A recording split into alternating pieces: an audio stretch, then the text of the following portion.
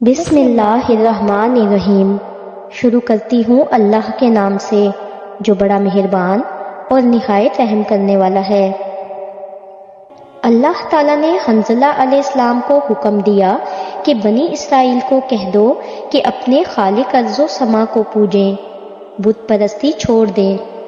تب حنظلہ علیہ السلام خدا کے فرمانے سے ہر روز شہر کے چاروں دروازوں پر جا کے بنی اسرائیل کو پکار کر کہتے، اے لوگو، خدا کو واحد جانو، اس کو پوجو اور مانو، بت پرستی چھوڑ دو، یہ شیطان ہی نے تم کو گمراہ کیا ہے۔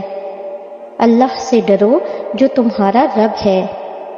ان گمراہوں نے کہا، اے حنظلہ علیہ السلام، ہمارا یہی رب ہے جو ہم پوجتے ہیں۔ حضرت نے ان سے کہا، اے قوم، تمہارے باپ دادا بتوں کو نہیں پوجتے تھے، تم کیوں پوجتے ہو؟ کیا تم کو شرم نہیں آتی؟ خدا سے نہیں ڈرتے ہو؟ تم پر عذاب نازل ہوگا جیسا کہ تمہارے آگے نافرمان لوگوں پر بلائیں نازل ہوئی تھی، اور تم سب عذاب خدا برداشت نہیں کر سکو گے۔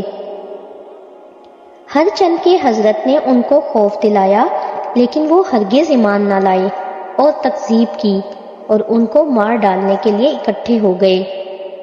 اس شہر کا بادشاہ، جس کا نام تیفور بن طغیانوس تھا، جس کے پاس 12,000 غلام اور بے حد لشکر تھا، اس مردود نے حکم دیا کہ حنظلہ کو پکڑ کے مار ڈالو، اور حضرت دن رات قصر بام پر چڑھ کر پکارتے، اللہ کی طرف دعوت کرتے، راہ بتاتے، اور بنی اسرائیل ان کے دن رات کے پکارنے سے آرام نہیں کر سکتے تھے، نہ سوتے تھے۔ ایک شب آپ نے کہا، اے قوم، بت پرستی چھوڑ دو، نہیں تو اللہ تعالیٰ تم پر بلا نازل کرے گا۔ پس چونکہ وہ موت سے بے خبر تھے، موت کیسی ہے نہیں جانتے تھے، کیونکہ 700 برس تک کوئی ان میں سے نہیں مرا تھا، اس لیے حنظلہ کی بات کی پرواہ نہیں کرتے تھے۔ جب غضب الہی ہوا، دوپہر کے بیچ میں ہزاروں آدمی واصل جہنم ہوئے۔ باقی لوگ اس بادشاہ تیفور کے پاس جا کر پریشان ہو کر کہنے لگے، اے جہم پناہ، آج مرگ مفاجات سے بہت سے آدمی ہماری قوم میں مر گئے۔ تیفور نے ان سے کہا کہ یہ مرگ مفاجات نہیں، یہ حنظلہ کے شور و کل سے رات دن تم سوتے نہیں ہو، کثرت بیداری سے گرمی نے غلبہ کیا، یہ موت بے ہوشی کا عالم ہے، وہ سب نہیں مرے۔ اگر تم آزمانا چاہتے ہو تو سیخ چبھو کے ان کو دیکھو، آپ سے اٹھ بیٹھیں گے۔ پس تیفور مردود کے کہنے سے ان گمراہوں نے ویسا ہی کیا، پر کچھ حس و حرکت ان میں نہ ملی۔ پھر تیفور نے جا کے کہا کہ آپ نے جو فرمایا تھا سو ہم نے کر دیکھا، پر کچھ حس و حرکت نہ ملی۔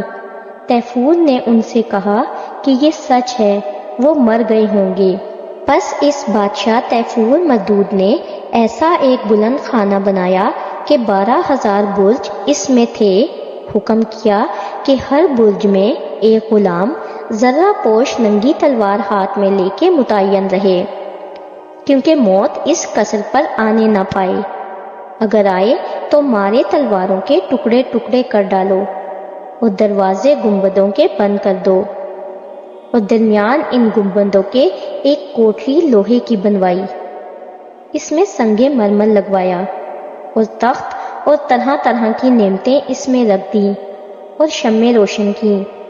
تب وہ مردود اس تخت پر جا بیٹھا اور کہنے لگا، اب مجھ کو موت کیا کر سکتی ہے؟ اس لوہے کی کوٹری کے اندر کس طرح آئے گی؟ اب تو راہ بند ہے۔ اس گھمنڈ میں تھا کہ اچانک ایک مرد بڑا ہیبت والا اس گنبد کے درمیان، جہاں وہ مردود تخت پر بیٹھا تھا، کھڑا ہوا دیکھا۔ مارے ڈر کے چونک اٹھا، ایسا کہ جان نکلنے پر تھی۔ اس سے پوچھا کہ تم کون ہو؟ یہاں کس طرح آئے؟ اس نے کہا، میں عزرائیل ہوں۔ تیفور نے کہا، تم یہاں کیوں آئے ہو؟ وہ بولے، میں تیری جان قبض کرنے کو آیا ہوں۔ تیفور بولا، آج مجھ کو ذرا مہلت دو، کل جو چاہو کرنا۔ تب ملک الموت چلے گئے، چونکہ زندگی تیفور کی ایک دن اور بھی باقی تھی۔ بس ملک الموت کے جانے کے بعد وہ مردود وہاں سے نکل کر ان غلاموں کو جو گردہ گرد اس کے برجوں میں چوکیدار تھے مارنے لگا کہ کیوں تم نے اسرائیل کو یہاں آنے دیا، کیوں نہیں مار ڈالا؟ انہوں نے کہا، اے جہم پناہ، ہم نے اس کو نہیں دیکھا کہ کس طرح یہاں آیا۔ بعد اس کے تیفور اس گنبد میں جا کے دیکھتا ہے کہ ایک سوراخ ہے، سمجھا کہ اس کے اندر سے اسرائیل آیا۔